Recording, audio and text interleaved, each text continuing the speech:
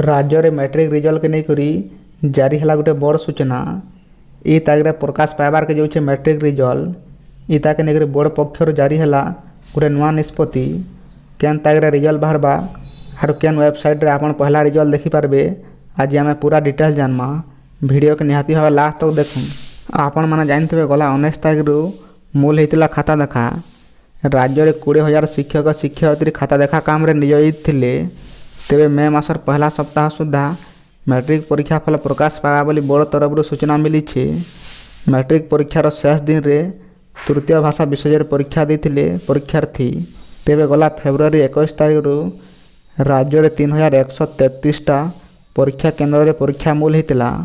5,22,336 जन परीक्षार्थी ether matric परीक्षा देते।